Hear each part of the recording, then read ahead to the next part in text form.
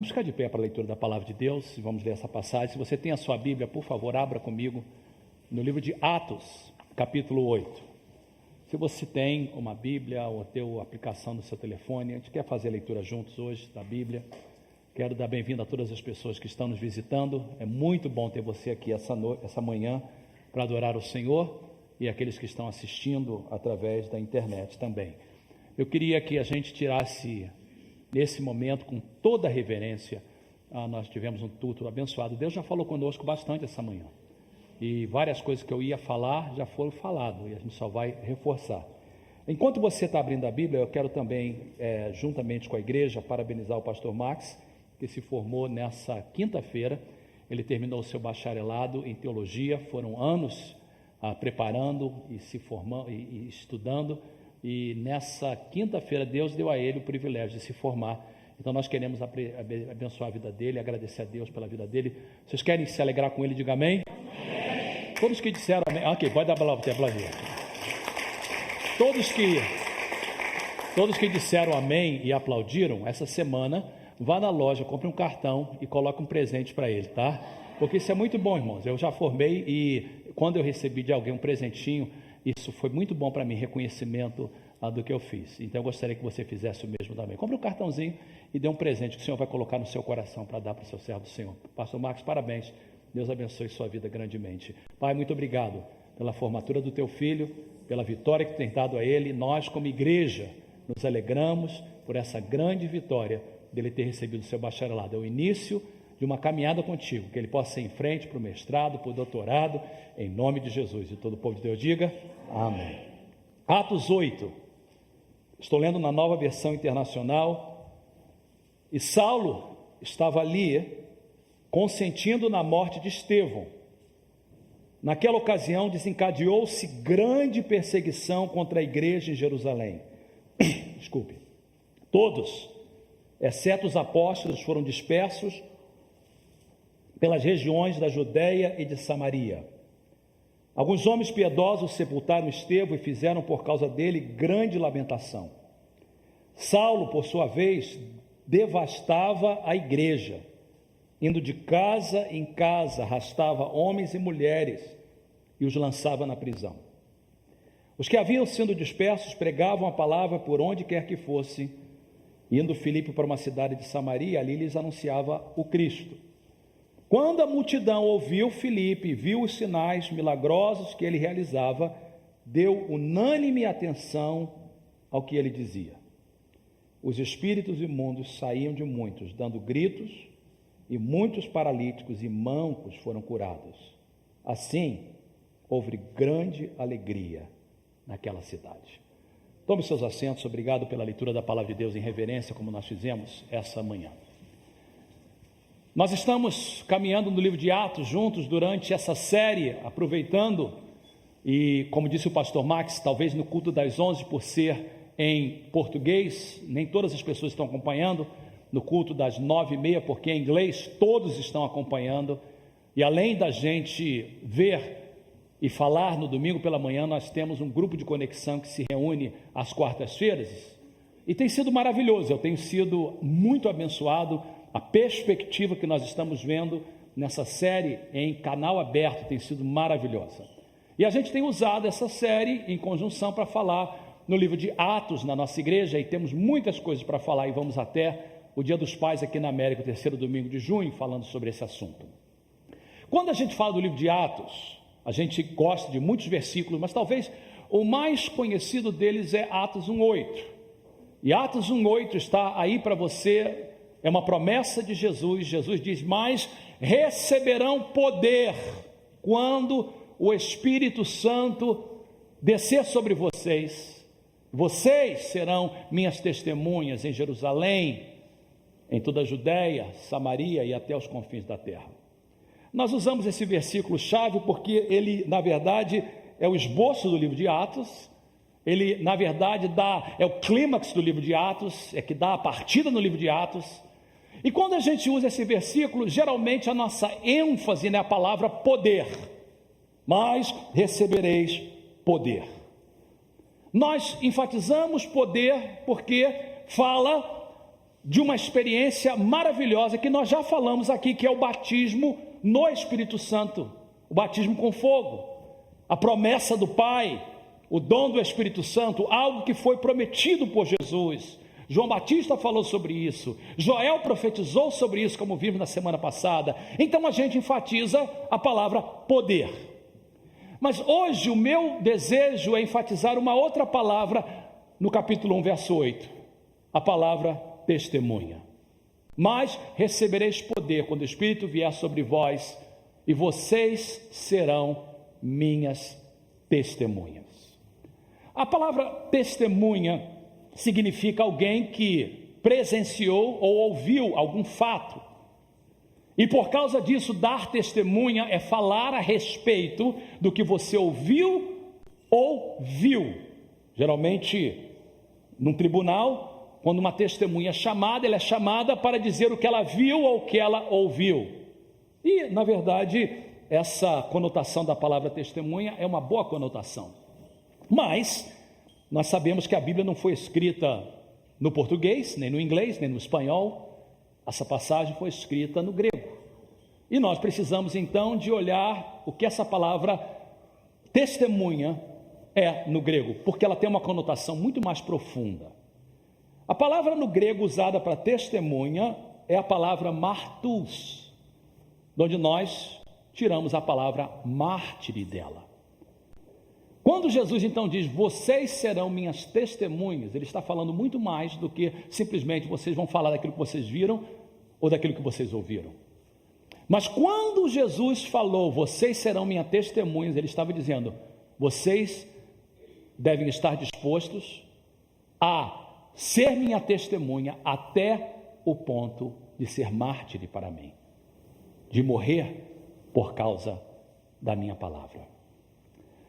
Nós estamos focando isso porque quando a gente olha e assiste essa série na televisão, nós estamos acompanhando e nós estamos vendo que há uma grande perseguição que a igreja está sofrendo. Semana passada, por exemplo, se você assistiu, quantos assistiram semana passada? Alguém assistiu na semana passada? Ok, tem um grupo que assiste. Se você não assistiu ainda, pegue de mesma, hoje à noite assista.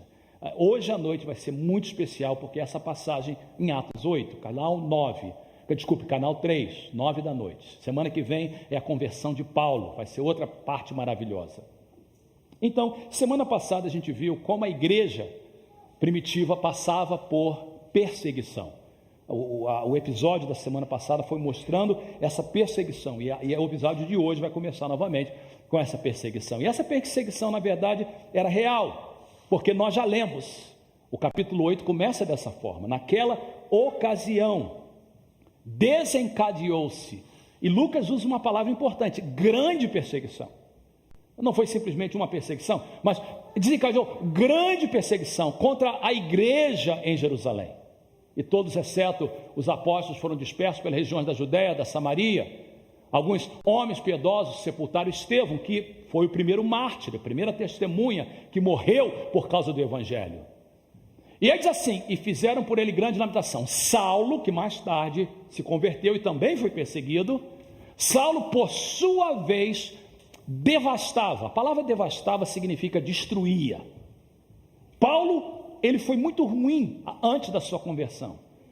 Ele devastava, ele destruía, ele maltratava a igreja, indo de casa em casa, ele arrastava homens e mulheres e colocavam na prisão. A perseguição no livro de Atos foi real. Os crentes da igreja primitiva sofreram grande perseguição. E a gente então vê que a igreja primitiva, ela começa com grande perseguição. E essa grande perseguição causa o crescimento da igreja. E aí nós agora vamos para os dias de hoje, século 21, 2015, e a gente pergunta assim, a perseguição ainda existe no dia de hoje? A verdade é que a perseguição da nossa fé não desapareceu.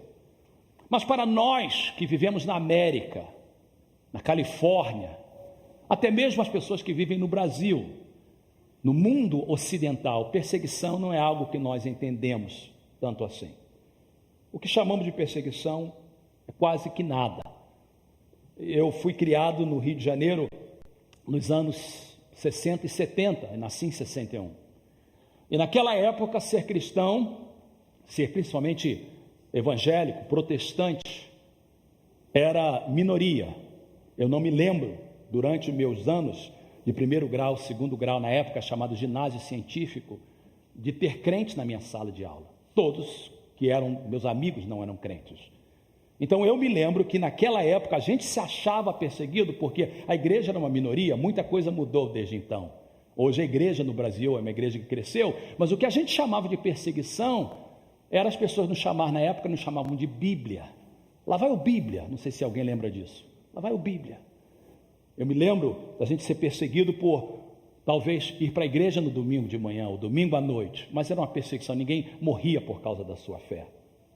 Aqui na América, a perseguição é muito pouca. Nós não podemos dizer que a igreja cristã na América é perseguida, mas isso está mudando aos poucos. Mike Huckabee, que foi o ex-governador de Arkansas, candidato presidencial para essa eleição de 2016, ele declarou neste mês que os Estados Unidos estão se movendo em direção à criminalização do cristianismo. Essa semana, esse mês, aliás, ele disse, os Estados Unidos estão se movendo em direção à criminalização do cristianismo. Franklin Graham, filho do famoso evangelista Billy Graham, presidente da Associação Billy Graham e de Samaritan Spurs, ele deu uma entrevista recentemente, ele disse o seguinte, palavras de Franklin Graham: eu acredito que nós vamos ver perseguição neste país, falando da América. Eu acredito que nós vamos ver perseguição neste país. Nós já vimos muitas leis que foram passadas que restringem nossa liberdade como cristãos. E ele diz assim, eu acredito que vai ficar pior. Nós temos um problema neste país, estamos perdendo a nossa liberdade religiosa. E nós estamos perdendo de pouco a pouco, dia a dia, diz Franklin Graham. E ao redor do mundo, perseguição cristã é real. Se aqui na América nós não sentimos, se aqui na América talvez piore, hoje no mundo, muitos lugares, perseguição de crentes é real. Quantos de nós não testemunhamos aqueles cristãos na Líbia que foram decapitados somente por serem cristãos? De acordo com o Ministério Portas Abertas, a cada mês, 322 cristãos são mortos. Mais de 200 igrejas ou propriedades são destruídas. E mais de 700 atos de violência são cometidos contra os crentes. Nós estamos acompanhando o Nepal e a nossa igreja já ofertou para Nepal, mas é claro, está na internet que antes deste terremoto, houve uma grande perseguição de cristãos em Nepal, ao ponto de cristãos serem queimados vivos. Hoje, nós sabemos que crentes estão sofrendo no Iraque, crentes estão sofrendo no Irã, crentes estão sofrendo na Síria, há crentes sendo degolados, decapitados por causa do Evangelho.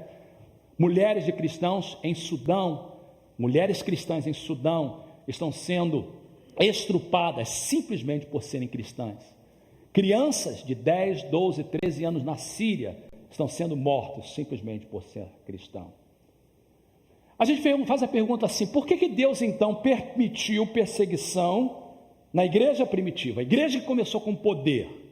Deus disse, eu vou dar poder para vocês serem minhas testemunhas. Mas a gente agora entende que testemunha significa mártir, capaz de morrer pela fé, em testemunha para Jesus.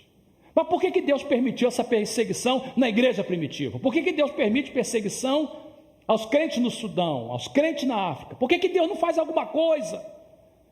Ontem eu estava em casa e alguém postou uma palavra do pastor Silas Malafaia a respeito de uma participação que ele teve num programa da Globo chamado Moral, e eu assistia mais ou menos 12, 13 minutos.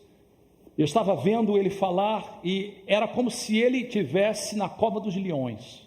Sinceramente, eu senti por aquele homem de Deus, que Deus guarde, vamos orar por ele. Era como se ele estivesse na cova dos leões.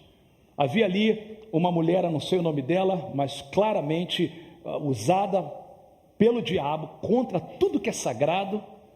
Um outro autor de novelas, muito conhecido, eu não conheço, porque eu não assisto novela, não moro no Brasil, e Jô Soares, que todo mundo conhece. E, sinceramente, eu nunca fui muito fã de Jô Soares, mas depois de ver aquilo, eu não quero ver aquele homem nem pintado. E a pessoa que estava dirigindo o programa, e ali estava só o servo de Deus, e era como se ele estivesse na cova dos leões, e ele falando a verdade. E a gente vê que a moral, e o programa dizia que a moral do Brasil mudou de 50 anos para cá, e o que eles diziam ser um progresso, o servo de Deus estava dizendo, na verdade, a civilização, principalmente o Brasil, ele está falando do Brasil, está pior do que tudo. Hoje não há mais a veneração da família, ele está falando sobre o beijo entre pessoas do mesmo sexo e coisas assim. Eu estava pensando e dizendo assim, olha, a igreja do Brasil, em muito pouco tempo, se ela quiser permanecer firme para Deus, ela vai ser perseguida. E a igreja aqui na América vai ser perseguida. Por isso que Frank Graham diz isso. Por que Deus permite? Bom, antes de responder essa pergunta, eu tenho que dizer que Jesus nunca prometeu um mar de rosas. Jesus nunca enganou ninguém.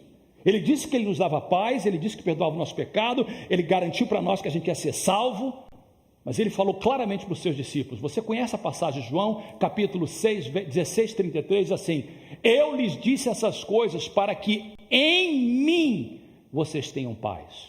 Preste atenção, queridos, antes da segunda parte do versículo. A nossa paz está em Jesus Cristo. A nossa paz não está nas circunstâncias. A nossa paz não está porque tudo vai bem. A nossa paz não está naquilo que a gente ganhou com o nosso dinheiro. A nossa paz está em Jesus. Eu disse isso para vocês, para que em mim vocês tenham paz. Aí Jesus avisou, neste mundo, no mundo que vocês vivem, vocês terão aflições. Quem quiser servir a mim vai passar por aflição. Contudo, tenham ânimo, eu venci o mundo, eu vou estar do lado de vocês. Há uma promessa em Isaías 43, quando vocês passarem pelo fogo, o fogo não vai queimar, porque eu vou estar com vocês. Quando vocês passarem pela água, vocês não vão se afogar, porque eu vou estar com vocês.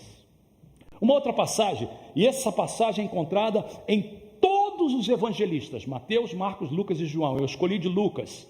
Jesus dizia a todas as pessoas que queriam estar perto dele: se alguém quiser acompanhar-me, seguir após mim, negue-se a si mesmo, tome diariamente a sua cruz e siga-me. Preste atenção.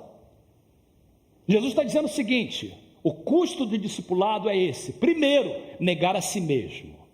A gente fala isso muito rápido, negar a si mesmo. O que significa isso? Negar a si mesmo é fazer o que ele quer e não o que eu quero. É dizer não para a minha carne, é dizer não para os meus desejos, é dizer não para o pecado, é dizer não para o mundo, é dizer não para as coisas contrárias a Deus e dizer sim para Deus. É negar a si mesmo. Mas agora, olhem para aquela cruz todos ali, por favor. A gente olha para aquela cruz, e a cruz, hoje ela tem um significado sublime. A razão que aquela cruz está ali é para nos lembrar da morte de Jesus, da morte que significa que ele fez por nós, levando os nossos pecados. Quando a gente olha para a cruz, a gente lembra de Isaías 53, verdadeiramente ele levou sobre si as nossas dores, as nossas aflições, o castigo que nos traz a paz estava sobre ele, pelas suas pisaduras nós somos sarados. A cruz tem uma conotação positiva para nós. Mas na época que Jesus falou isso, eles estavam vivendo numa época, como a gente está vendo nessa série na televisão, em que os romanos colocavam judeus e inimigos de Roma, ou pessoas que eles achavam que eram inimigos de Roma, todos os dias na cruz. Pessoas eram crucificadas diariamente na frente dos olhos. Então, quando Jesus diz assim: se alguém quiser vir após mim, tome a sua cruz, Jesus estava dizendo: se alguém quiser vir após mim, tem que estar disposto a morrer para si mesmo, tem que estar disposto a tomar a minha cruz, a tomar a sua cruz, ir ao ponto da morte para me servir. E por causa disso que muitas pessoas pararam de seguir a Jesus. João 6 diz que muitos dos seus discípulos voltaram para trás. E a palavra de Deus diz assim: a razão que eles voltaram para trás é porque eles disseram: dura essa palavra, quem pode seguir? Pastor Max falou, e eu quero enfatizar o que você falou. Realmente, hoje, nós estamos vendendo um evangelho barato. Um evangelho em que venha para Jesus e tudo vai ficar bom, você vai ter dinheiro, você vai ficar um mar de rosa, e cada igreja oferece mais coisa para a pessoa vir para ele, para aquela igreja. Mas naquela época não era assim, queridos. Eu não estou dizendo que Jesus não vai fazer maravilhas na nossa vida. Ter Jesus no coração é a melhor coisa, mas na verdade a nossa maior recompensa não é aqui na terra, é no céu. E a nossa recompensa maior é interior e não exterior. É claro que Deus pode nos dar casa, abençoar com dinheiro, e Deus tem feito maravilha, mas isso tudo é bônus. O mais importante é ter Jesus no nosso coração e a certeza que a gente vai para o céu. Então Atos 1:8, agora que a gente sabe do significado da palavra, diz assim: mas receberão poder quando o Espírito vier sobre vocês, e vocês serão meus mártires. Em outras palavras, vocês têm que ser testemunha ao ponto de vocês estarem dispostos a tomar a cruz e a morrer por mim. O que acontece então é que a igreja primitiva, ela é perseguida, mas ela não retrocede. No meio da perseguição, a igreja primitiva entende o propósito pela qual Deus estava permitindo a perseguição. Nós lemos Atos 1:8, e Atos 1:8 diz assim: vocês vão receber poder para ser minhas testemunhas, mártires, ao ponto de até mesmo dar a sua vida por mim. Vai começar em Jerusalém, mas depois vocês têm que ir para Samaria, para a Judéia, até os confins da terra. E o que acontece é que a igreja começou a receber poder, ser perseguida, e ela começou a crescer. Ela cresceu muito rápido. Em questão de meses, a igreja primitiva, que tinha 120, passou para 500, 3.000, 5.000, 8.000. A igreja cresce e os crentes esquecem do propósito que Deus tinha chamado a eles. Aí Deus permite uma perseguição. E é só em Atos 8 que a igreja parte para Samaria, como nós vamos ver hoje à noite. Atos 8 diz que os que haviam sido dispersos pregavam a palavra por onde quer que fossem. Por causa da perseguição, agora essas pessoas estão dispostas a pregar a palavra por onde quer que elas iam. Verso 5 diz que indo Filipe, nós lemos isso, para a cidade de Samaria, ali lhes anunciava a Cristo. E quando a multidão ouviu Filipe, viu os sinais miraculosos que ele fazia, realizava, deu unânime atenção ao que ele dizia. Porque ele era um bom pregador? Não. Ele era simplesmente um leigo cheio do Espírito Santo, porque os espíritos imundos saíam de muitos, dando gritos, e muitos paralíticos e mancos foram curados. E o verso 8 proclama: assim houve grande alegria naquela cidade. Por que que Deus permitiu perseguição na igreja primitiva? Preste atenção, porque a gente quer trazer e fazer uma ponte para hoje. A razão que Deus permitiu perseguição na igreja primitiva é porque sem ela a igreja não cumpriria o seu propósito. Sem a perseguição a igreja ficaria acomodada. E foi só por causa da perseguição que a igreja cumpriu o propósito de Deus. E a verdade é que por causa da perseguição a igreja cresceu. E Deus foi com eles, e Filipe estava cheio do Espírito Santo, e Deus deu capacidade, poder para ser testemunha, e eles pregavam, e Deus fazia sinais e maravilhas. E o livro de Atos termina com a igreja alcançando os confins da terra. A igreja está em Roma agora, e depois do livro de Atos, a história nos diz que a igreja cresce até que chega no 3º século, e a igreja toma conta de todo o mundo conhecido, sempre embaixo de perseguição. Quem não ouve falar do Coliseu de Roma? Quem não ouve falar de Nero, que matou cristãos? Então, durante os primeiros 300 anos da igreja, foi o maior tempo de crescimento da igreja, e sempre embaixo de perseguição. Ao ponto que um dos líderes da igreja de então, do 2º século, Tertuliano, disse assim: o sangue dos mártires é a semente da igreja. O que Tertuliano queria dizer com isso é o seguinte: cada vez que um mártir, que um crente dá o seu sangue, a igreja cresce mais rápido. E foi assim que aconteceu. E quando a igreja deixou de ser perseguida, quando Constantino se converteu, entre aspas, e acabou a perseguição, a igreja parou de crescer. Vamos trazer agora para o século 20 e 21. Século 20, China. A China, antes do comunismo entrar em 1947, haviam 4 milhões de crentes na China. 4 milhões, sendo que 3 milhões eram católicos apostólicos romanos e 1 milhão de evangélicos. 1947. O comunismo entrou, Mao Tse Tung, você conhece a história, e durante todos os anos, de 1947 até o dia de hoje, os crentes na China são perseguidos, ao ponto de muitos morrerem por causa do evangelho. A igreja na China cresceu de 4 milhões em 1947 a 200 milhões em 2015. 4 milhões a 200 milhões perante perseguição. O mesmo aconteceu em Cuba, quando o comunismo entrou, em 1961. O mesmo aconteceu em países na África do Norte, em países. A Síria hoje tem uma igreja poderosa, que sofre, mas é poderosa. Um dos irmãos que nós tivemos aqui na igreja, Zaf Borbo, contou para nós que ele foi em Jordânia, e no meio da perseguição, uma igreja poderosa. Então você vê que na igreja primitiva, quando havia perseguição, a igreja crescia. Nós vemos hoje, no século 21, que em perseguição a igreja cresce. Aí a gente chega aqui na América, vamos chegar agora no mundo ocidental, o mundo que nós vivemos, incluindo o Brasil, que também faz parte do mundo ocidental, em que a liberdade, em que a igreja tem toda a liberdade. Então vamos pensar na América, o país que nós vivemos.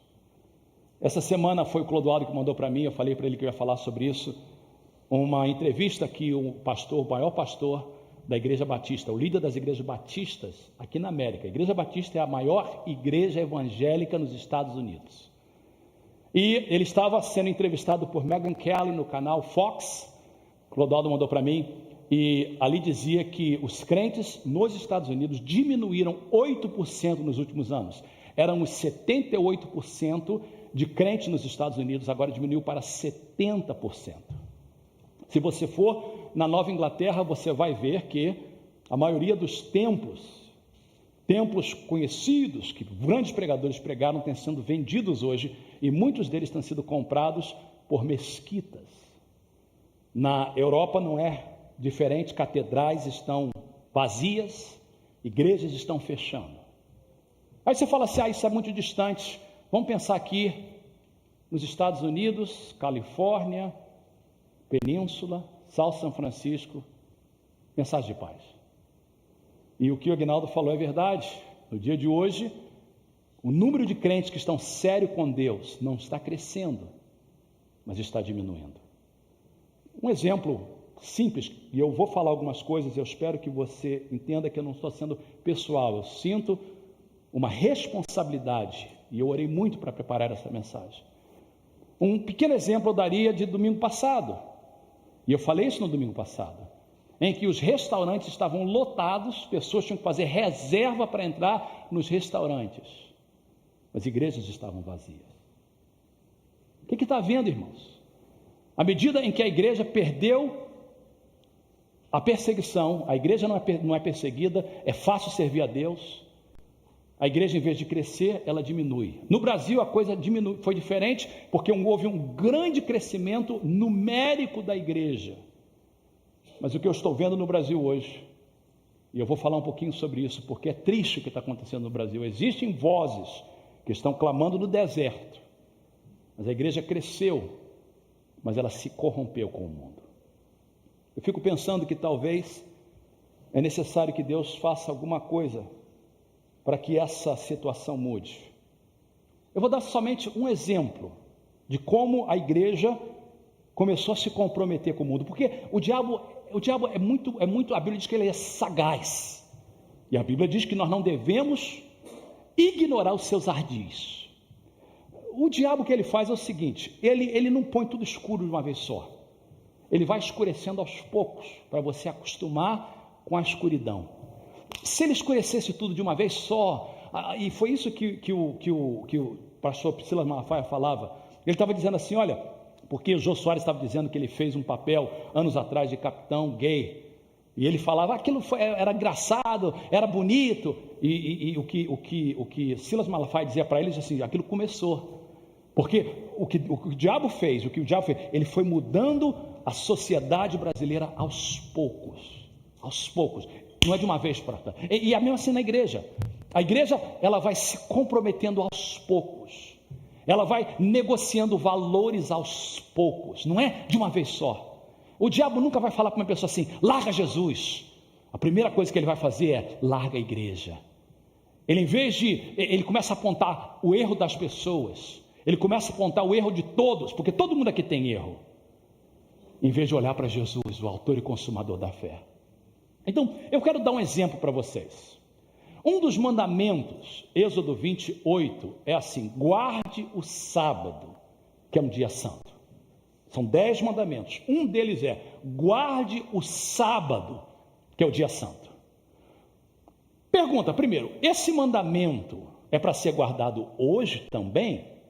Antes de responder, vamos olhar os outros 9. Hoje devemos não tomar o nome de Deus em vão? Hoje devemos não ter ídolos? Hoje devemos honrar nosso pai e nossa mãe? Hoje devemos não matar, não adulterar, não cobiçar, não mentir? E a resposta é claro que nós temos que guardar os mandamentos. Os 10 mandamentos são princípios eternos.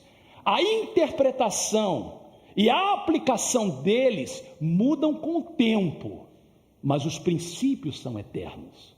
Então, esse mandamento é tão importante quanto os outros 9. E é tão importante que Deus, no Velho Testamento, fazia questão que o povo de Israel entendesse isso. No povo de Israel, eu inclusive li um comentário outro dia, dizia assim: não foi o povo de Israel que guardou o sábado, foi o sábado que guardou o povo de Israel. A diferença que eles faziam: o sábado guardou o povo de Israel. E todos os profetas, Esdras, Neemias, falavam sobre isso. E eu estava lendo, eu coloquei na newsletter Isaías 58, muito importante, porque o ponto de Isaías 58 é que o povo jejuava, o povo fazia coisas espirituais e religiosas, mas não fazia as coisas mais importantes. Aí Deus falou assim: eu tenho coisa mais importante para vocês, e uma delas é que vocês amem as pessoas, ajudem os necessitados, ajude as pessoas que estão passando por necessidade. Aí Deus falou no verso 13: mas tem uma coisa mais que eu tenho contra vocês. Se você vigiar seus pés, para não profanar o sábado, e para não fazer o que bem quiser no meu santo dia. Se você chamar delícia o sábado, honroso o santo dia do Senhor, se honrá-lo, deixando de seguir seu próprio caminho, e de fazer o que bem quiser, e de falar futilidades. Alguém diz assim: pastor, mas isso é Velho Testamento. Da mesma forma que o dízimo é Velho Testamento.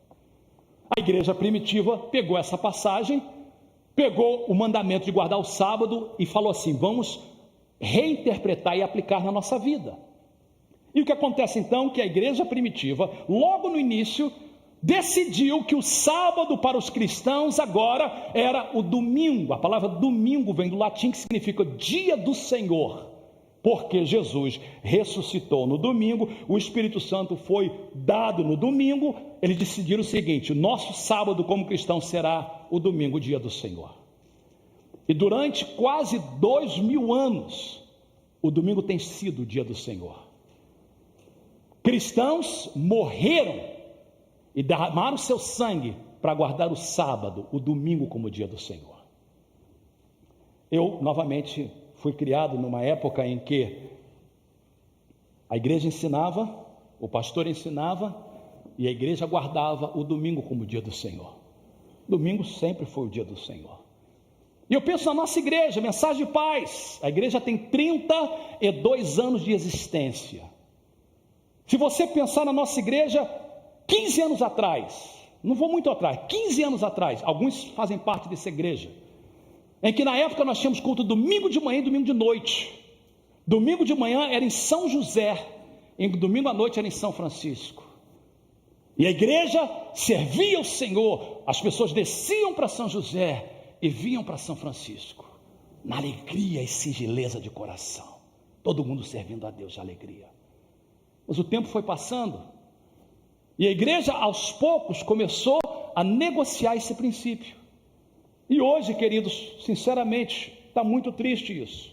Hoje, pessoas abrem mão do domingo por qualquer coisa.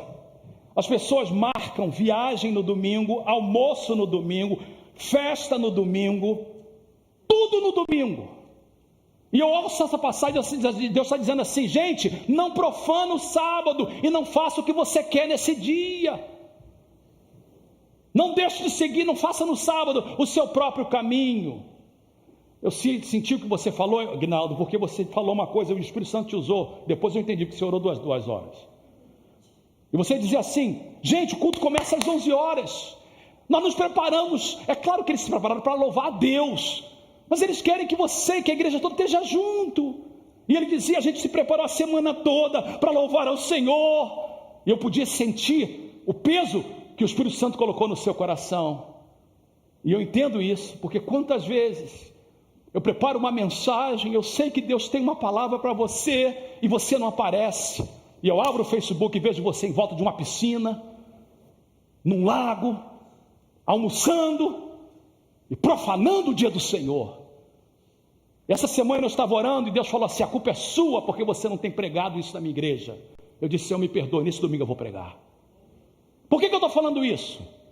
É o sábado, o domingo, a coisa mais importante? Não.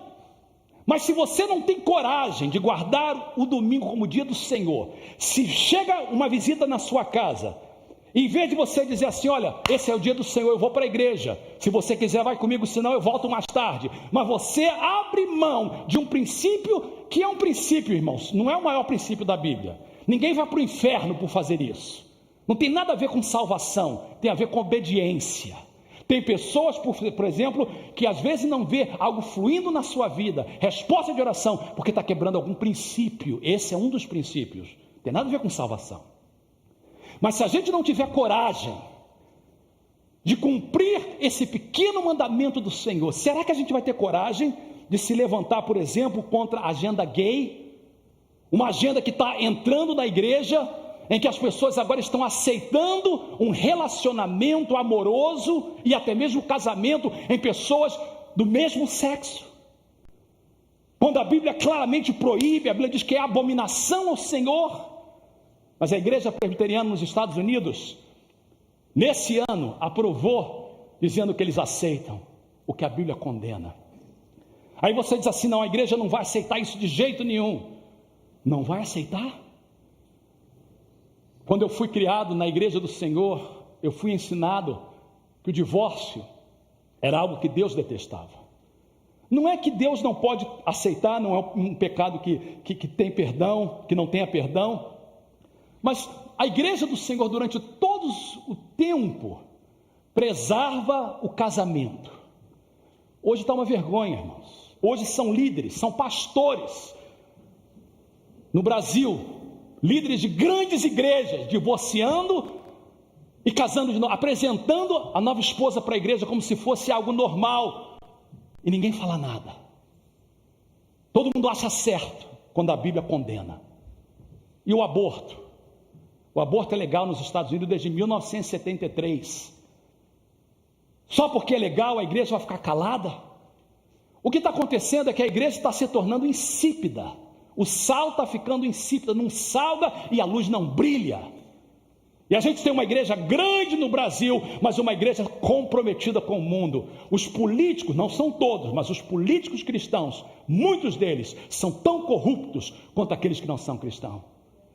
No Brasil, o nome pastor não vale nada.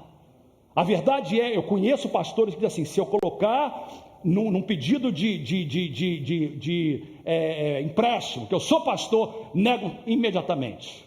Antigamente dizia: eu sou pastor, por isso que as pessoas querem outros títulos. Não, tem que ser bispo, e bispo já não vale mais nada, então vamos ser apóstolo, e se não vale mais nada, vamos ser vice-deus, papa, seja qualquer for, porque esse nome não vale mais nada. Por quê? Porque muitos pastores estão envergonhando o nome do Senhor, muitos crentes estão envergonhando o nome do Senhor. Por quê? Porque começa aos poucos, abre mão de um pequeno princípio. E eu creio que, eu estou dando um exemplo, o princípio de guardar o dia do Senhor está sendo aberto. E eu falo que eu prego o que eu vivo, irmãos. Não porque eu sou pastor, mas porque eu sou crente. Aonde quer que eu estiver no mundo, se for domingo, você vai me encontrar numa igreja. porque eu creio que domingo é dia do Senhor. Mas se eu não estiver disposto a tomar uma atitude firme nesse sentido, será que eu vou contra a agenda gay, o aborto, o divórcio, a moralidade, a imoralidade que está entrando na igreja? Se a igreja do Senhor não estiver disposta a tomar posição nessas pequenas coisas, será que a igreja do Senhor estaria disposta a morrer por causa de Jesus? Que Deus nunca permita tal coisa, mas se entrasse um grupo de islâmicos com metralhadora num domingo pela manhã e entrasse nessa igreja e falasse: ou nega Jesus ou morre, quantos de nós saímos dispostos a morrer por causa do evangelho? Se alguém chegar para mim e falar assim: você tem que fazer um casamento gay, se você não fizer, eu vou te processar, você vai perder a sua casa, perder o seu carro, perder tudo que você tem, eu estaria disposto a abrir mão de tudo que eu tenho por princípios bíblicos? A resposta talvez não seja tão agradável. A verdade é que se a gente não estiver disposto a guardar esse mandamento, será que a gente vai estar disposto a guardar mandamentos maiores e mais importantes? Se a igreja não tem coragem de manter-se firme em um princípio como este, poderá manter-se firme contra outros princípios.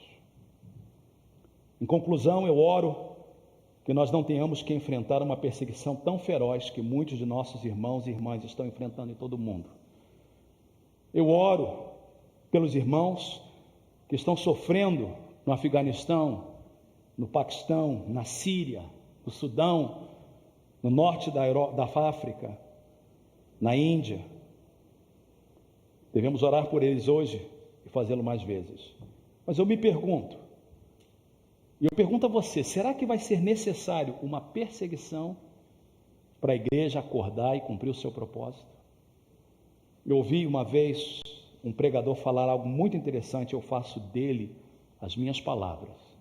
O pregador disse assim: se nós não formos no poder de Atos 1:8, teremos que ir no poder de Atos 8:1. Atos 1:8 é o poder da obediência. Atos 8:1 é o poder da perseguição. O propósito de Deus será feito, mas a pergunta é: será que será feito em obediência ou em perseguição? Eu orei muito sobre essa mensagem porque eu creio que Deus quer falar algo essa semana com toda a igreja.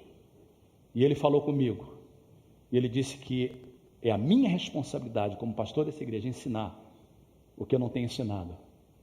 Porque Deus quer mostrar uma coisa, que se a nossa igreja não estiver disposta a voltar e a guardar princípios pequenos, quem não é fiel no pouco, nunca será fiel no muito. Fique de pé, por favor. Ninguém ande, por favor, ninguém saia, por favor. Eu queria que você prestasse atenção num versículo que eu vou projetar nesse momento. Eu queria que você lesse esse versículo comigo, porque eu creio que essa palavra é uma palavra de Deus para nós, em todos os aspectos. E a palavra do Ignaldo, a palavra do pastor Max, confirmaram o que Deus tinha me dado. Eles não sabiam que eu ia pregar. 1 Samuel, capítulo 2, verso 30, segunda parte do versículo, Deus diz o seguinte, todos por favor: honrarei aqueles que me honram, mas aqueles que me desprezam serão tratados com desprezo. A razão que a igreja primitiva cresceu é porque eles honraram o Senhor. Mesmo em grande perseguição, eles honraram o Senhor. A Igreja Mensagem de Paz, durante 32 anos, tem estado nesse lugar, porque nós temos decidido que vamos honrar ao Senhor. Mas a verdade é que muitos têm se afastado disso. Alguns estão presentes esta manhã e outros estão em casa, mostrando exatamente o que... São crentes bons, irmãos. Crentes bons, dizimistas. Oram, vão à oração, ofertantes, dão para missões, mas estão abrindo mão de pequenos princípios. E com isso Deus está se desagradando. E com isso as coisas não estão acontecendo. Eu oro que essa manhã Deus possa falar conosco, que a gente pode dizer: Senhor, tem misericórdia. Tem misericórdia. Pensa bem Não abra mão de pequenos princípios, seja dízimo, seja oferta, seja guardar o dia do Senhor. Entenda o que Deus está falando, porque se você não conseguir fazer isso e honrar o Senhor nessas coisas, como é que você vai honrar o Senhor se houver uma grande perseguição?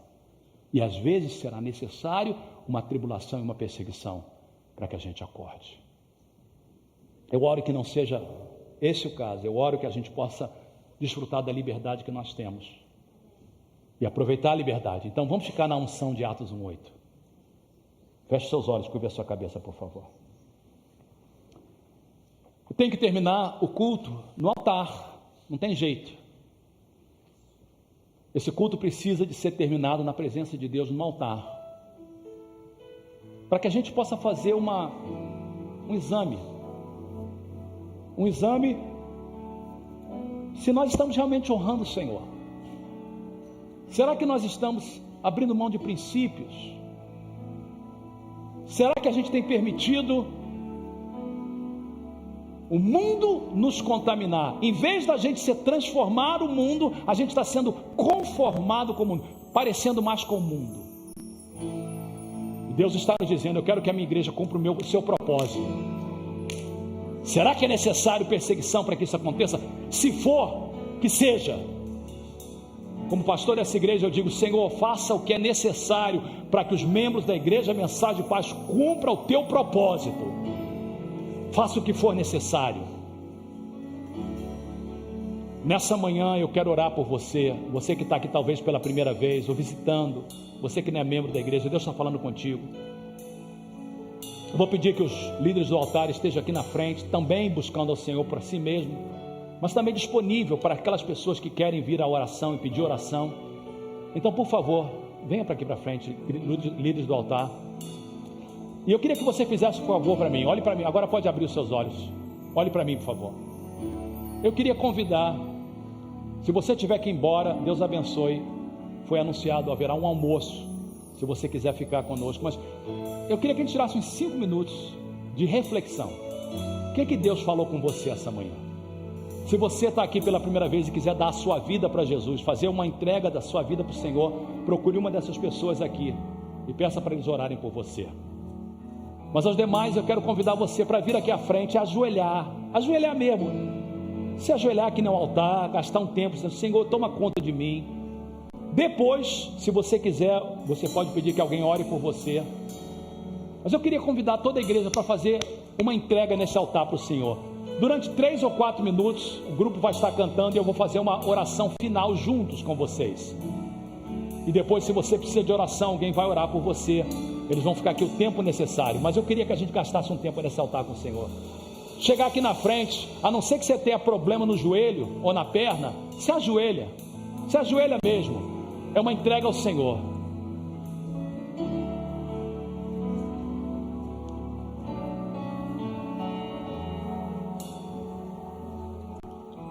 Eu sei que se eu te obedecer e se tua voz, oh Deus, nós falamos contigo agora. E seus mandamentos guardar, serei. Confessamos nosso pecado a Ti, Senhor. Bendito por onde eu passar, as suas bênçãos vou receber, o teu favor vai me alcançar, eu sei, pois eu confio nas promessas.